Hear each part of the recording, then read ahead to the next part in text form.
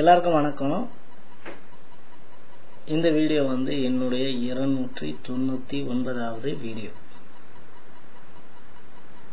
என் video பார்க்குற உங்களுக்கு எல்லாமே தெரிஞ்சிருக்கும். நான் எதையுமே எதிர்பார்க்காம தான் இதெல்லாம் செய்கிறேன். எனக்குன்னு எதுவுமே தேவையில்லை. கடவுள் எல்லாத்தையுமே எனக்கு அளவுக்கு அதிகமாகவே கொடுத்துருக்காரு. அதுக்கு நான் இன்று வரைக்கும் நன்றி கடன் பட்டவனாக தான் இருக்கேன். அப்புறம் ஏன் இந்த 299 வீடியோஸ் நான் போடணும்? அதனால எனக்கு என்ன கிடைக்குது அப்படின்னு பார்த்தீங்கன்னா, நல்ல விஷயங்கள் 4 பேருக்கு, நமக்கு தெரிஞ்ச நல்ல விஷயத்த 4 பேருக்கு சொல்லும்போது அதனால ஏற்படுகின்ற ஒரு மன அமைதி. அதுதான் பகவத்கீதையில கூட கிருஷ்ணர் சொல்லுவாரு அர்ஜுனர் கிட்ட, என்னதான் நீ என்னுடைய சிறந்த பக்தனா இருந்தாலும் அதுக்காக நீ விரும்பினதெல்லாம் உனக்கு நான் கொடுத்துருவேன்றது கிடையாது. ஆனா ஒன்னே ஒண்ணு மட்டும் தருவேன், மன அமைதியை தருவேன் அப்படின்னு சொல்றார். அந்த மன அமைதி கிடைக்கிறது ரொம்ப ரொம்ப கஷ்டம்.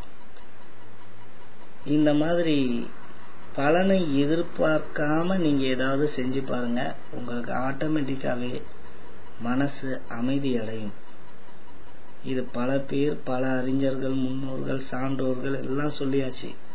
ஆனா கேட்டுக்கிட்டு இருக்குமே தவிர அதை பிராக்டிஸ் பண்ணதில்லை. இந்த யூடியூப் மூலமா நான் அதை பிராக்டிஸ் பண்ணிக்கிட்டு இருக்கேன், அவ்வளவுதான்.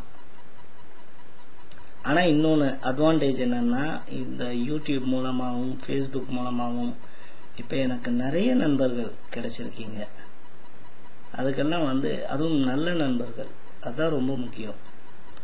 1000 பேர் ஃபேஸ்புக்ல, என் ஃபேஸ்புக்ல இருக்கிறத விட 10 பேர் முத்தா இருந்தா அது போதும் எனக்கு. அதனாலதான் எனக்கு ஃப்ரெண்ட் ரிக்வெஸ்ட் வந்தா கூட நான் ஐ டேக் சம் டைம், 2-3 நாள் கழிச்சு அவங்க ப்ரொஃபைலை பார்த்துட்டு தான் நான் ஐ டிசைட். ஏன்னா எனக்கு 1000 பேர் கூட்டம் வேணாம், 10 பேர் இருந்தா போதும். விவேகானந்தரும் எனக்கு 4 இளைஞர்களை கொடுங்க போதும், நாட்டை திருத்தி காட்டுறேன்னார், நல்ல இளைஞர்களை. அந்த மாதிரி நல்ல மனிதர்கள் நிறைய பேரை இந்த யூடியூப், ஃபேஸ்புக் எனக்கு வந்து கொடுத்துருக்கு. இன்னைக்கு பல துறையிலையும் இருக்காங்க. அவங்கெல்லாம் சிலர் டாக்டரா இருக்காங்க, நிறைய பேர் engineers, software people, lawyers, astrologers, எல்லாருக்குமே வந்து முதல்ல நான் வந்து நன்றி சொல்லிக்கிறேன். ஏன்னா உங்க டைம்ல, உங்க இருக்கிற அந்த கொஞ்சம் டைம்ல நீங்க எவ்வளோ விஷயங்கள் படிக்கலாம், பார்க்கலாம். அதை விட்டுட்டு என்னுடைய வீடியோஸ்க்கும் கொஞ்சம் டைம் கொடுத்து பார்க்குறீங்கன்னா I have to thank you all. இப்போ 299வது வீடியோன்னு சொன்னேன்ல, அப்போ அடுத்த வீடியோவுக்கு டாபிக் வந்து என்ன, 300வது வீடியோவுக்கு எனக்கு தெரியல. அதனால தான் நான் உங்ககிட்டயே விட்டுட்டேன். நீங்க வந்து சில டாபிக்ஸை சஜஸ்ட் பண்ணுங்க. எனக்கு விஷயம் தெரிஞ்சிருந்தா நான் அதை 300th வீடியோல போடுறேன். இப்போ இந்த வீடியோல சுத்தி போடுறாங்க இல்லையா, கண்ணடி பட்டுருச்சுன்னா சுத்தி போடுவாங்க இல்லையா, அதை பத்தி சொல்ல போறேன். சுத்தி போடுறது வந்து எதுக்காக, அதுல யூஸ் பண்ற அந்த ஐட்டம், அது வந்து அதனால என்ன நடக்குது, பின் விளைவுகள், பின்னாடி என்ன நடக்குது அப்படின்றது தெரிஞ்சுக்கலாம். நீங்களே பார்த்துருப்பீங்க, என்னதான் ஒருத்தனுக்கு கோள்கள், கிரக நிலைகள் எல்லாமே சரியா இருந்தாலும் சில விஷயங்கள் வந்து எல்லாத்துடைய கண்ட்ரோலை மீறி நடக்கும். அது என்னன்னா, இந்த வைத்தறிச்சலால சில பேர் பார்வை பார்க்கறாங்க இல்லையா, அந்த பார்வை, கெட்ட பார்வை இதனால ஏற்படுகின்ற சைடு எஃபெக்ட்ஸ்.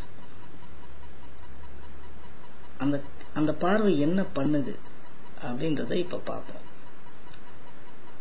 இப்ப நம்ம வயிறு எரிஞ்சு, ஒருத்தன் வளர்ச்சியை கண்டு பொறுக்காம வயிறு எரிஞ்சு நம்ம அவனை பார்க்கும்போது ஐயோ நல்லா இருக்கானே அப்படின்னு நினைச்சோம்னா, இந்த நம்ம உடம்புல இருக்கிற எண்ணெய் அலைகள் என்ன பண்ணுதுன்னா போய் அந்த பர்டிகுலர் பர்சனுடைய ஹவுராவில், அந்த பாடி இருக்குல்ல, circle, magnetic field around the body, அதுல சில இடத்துல டிஸ்கனெக்ட் பண்ணி விட்டுரும் பார்வைகள். அந்த டிஸ்கனெக்ஷனை சரி பண்றதுக்கு ஸ்படிகாரம் முதலான பொருள்களை வைத்து இப்படி சுத்தி போடுவாங்க, அந்த பாடியை சுத்தி பார்த்துருப்பீங்க.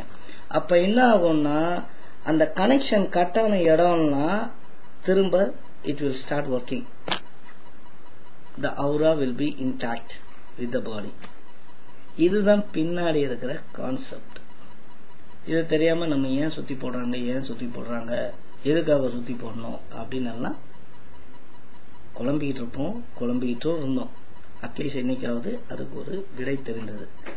இது எனக்கு நானா கண்டுபிடிக்கல, எங்க அப்பா எனக்கு சொல்லிக் கொடுத்த இன்ஃபர்மேஷன். இதுல உங்களுக்கு ஏதாவது முரண்பாடுகள் இருந்தா இல்ல வேற மாதிரி தாட்ஸ் இருந்தா எனக்கு கமெண்ட்ஸ் அனுப்புங்க. என்னால முடிந்த வரைக்கும் நான் படிச்சாவது இன்ஃபர்மேஷனை சொல்றேன். இப்போ ஒரு ஆசிரியர் இருக்காருன்னா ஒரு ஆசிரியர் தான், அவர் சொல்ற இன்ஃபர்மேஷன் ஒரு வாட்டி தான். அங்க கிளாஸ்ல 60 பசங்க இருக்காங்கன்னு வச்சுக்கோங்க, ரொம்ப பெரிய கிளாஸ் இல்லையா? 60 பேருக்கும் ஒரே குரு ஒரே மாதிரி தான் சொல்லி தராரு. ஆனா இன்ஃபர்மேஷன் எப்படி போகுது? சில குழந்தைங்க கவனிச்சு கேட்கும், சில குழந்தைங்க ரொம்ப சீரியஸா கேட்கும், சில குழந்தைங்க நக்கலா கேட்கும், சில குழந்தைங்க கேட்கவே கேட்காது, சிலதுங்க சந்தேகத்தோட கேட்கும். இந்த மாதிரி தான் என்னுடைய வீடியோ பார்க்குற வியூவர்ஸும் டிஃப்ரெண்ட் கேட்டகரிஸா இருக்கீங்க. சில பேர் உண்மையிலே எடுத்துக்கிறீங்க, சில பேர் கேள்வி கேட்குறீங்க, சில பேர் நக்கலா இருக்கீங்க. அதுக்கு தவறு என்கிட்ட இல்லை, நீங்கள் எடுத்துக்கொள்ளுகின்ற பார்வையில் இருக்கிறது. ஆசிரியர் சொல்றத சந்தேகம் இல்லாம, ஆசிரியருக்கு முதல்ல விஷயம் தெரியும் நினைச்சாதான் நமக்கே மண்டையில ஏறும். அவருக்கே ஒண்ணும் தெரியாதுடா அப்படின்னு சொல்லிட்டு உட்கார்ந்திருந்தா நமக்கு மண்டையில அவர் என்னதான் பெரிய அறிவாளியா இருந்தாலும் அவர் சொல்றது ஏறாது. இந்த இன்ஃபர்மேஷன் நான் உங்க எல்லாருக்கும் சொல்லணும்னு நினைச்சேன், சொல்லிட்டேன். உங்களுடைய அந்த டாபிக்ஸ், நான் என்ன டாபிக் 300th வீடியோல டிஸ்கஸ் பண்ணுன்றத கமெண்ட்ஸா சஜஸ்ட் பண்ணுங்க. Take care, by.